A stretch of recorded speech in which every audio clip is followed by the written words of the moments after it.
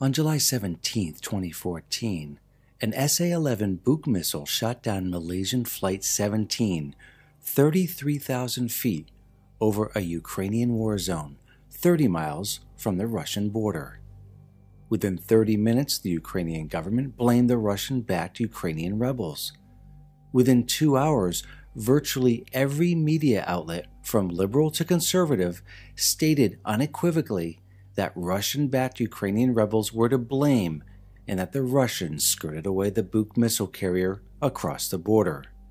Strobe Talbott, former U.S. Deputy Secretary of State, now head of the powerful think tank Brookings Institution, stated unequivocally that it was the Ukrainian rebels, basing his evidence on a rebel leader's Facebook post.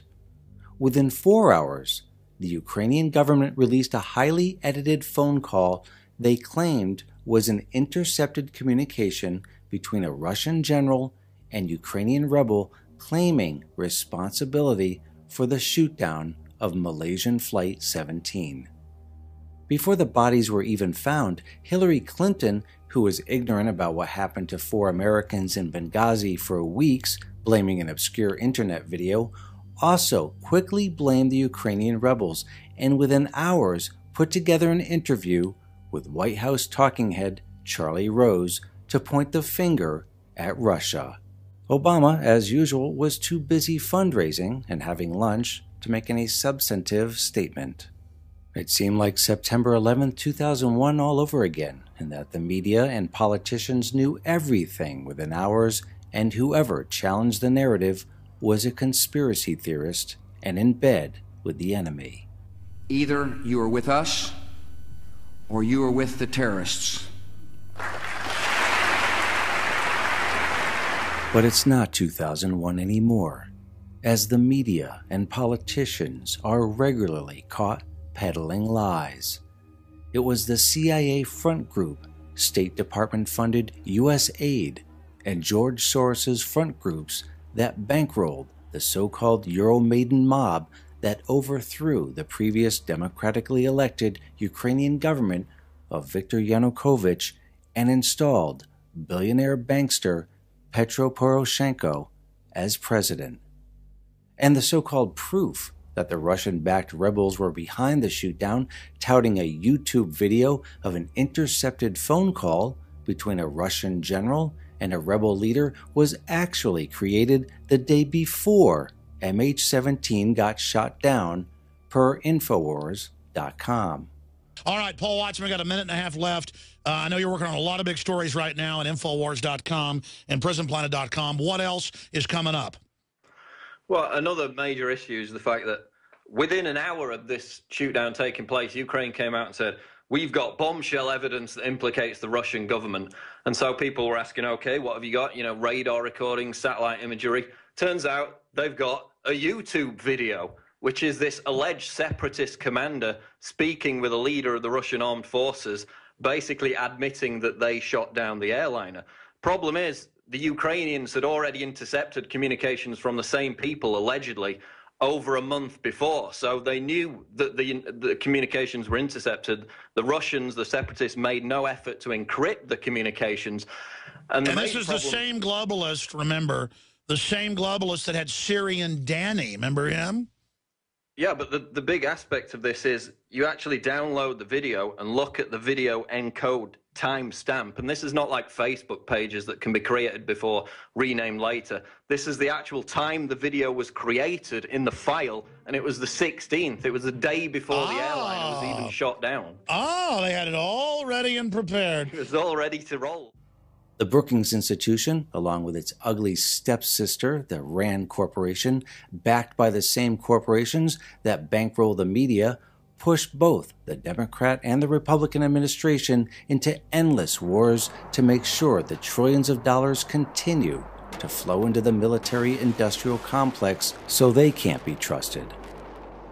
As for Hillary Clinton, she is a pathological liar like her husband, so that anything that drips out of her mouth also cannot be trusted. Is this vast right-wing conspiracy that has been conspiring against my husband since the day he announced for president. The mainstream media has lied to us for 6 years about the so-called American Messiah, Barack Hussein Obama. But now, if we question this same mainstream media about the shootdown of MH17, everyone from liberals to conservatives say we are conspiracy theorists or are in bed with the Russians. How about saying, as Americans, we simply want the truth? No one seemed to notice that the FAA, the EU, and especially the Ukrainian Aviation Service and Ukraine's National Security and Defense Council had banned all commercial flights over this particular rebel-held area, the Ukrainian separatist self-proclaimed Donetsk People's Republic. So why MH17 was even in the area is unclear.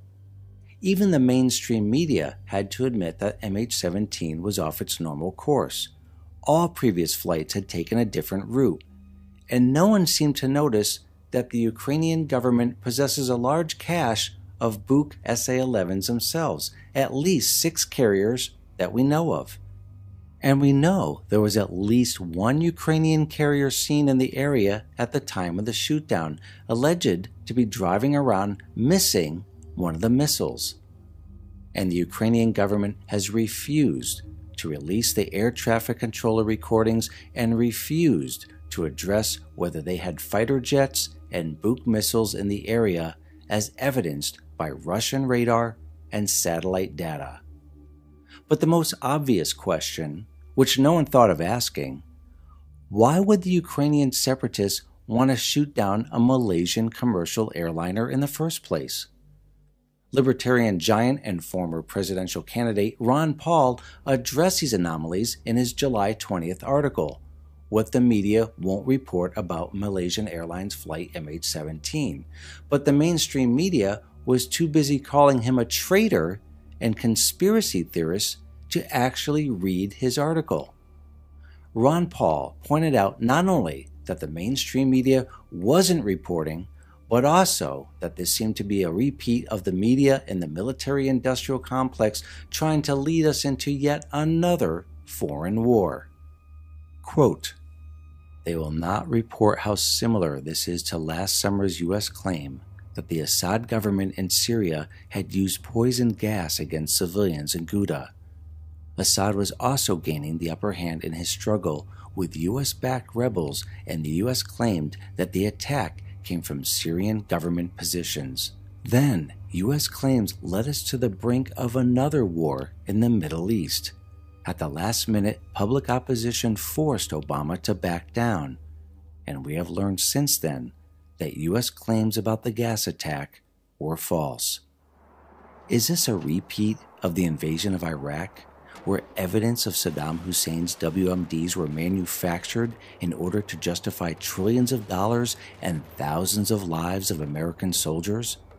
Is the mainstream media and military-industrial complex preparing the public for a U.S.-led NATO invasion of the Ukraine, an invasion of Russia, which would more than likely lead to World War III and thermonuclear war?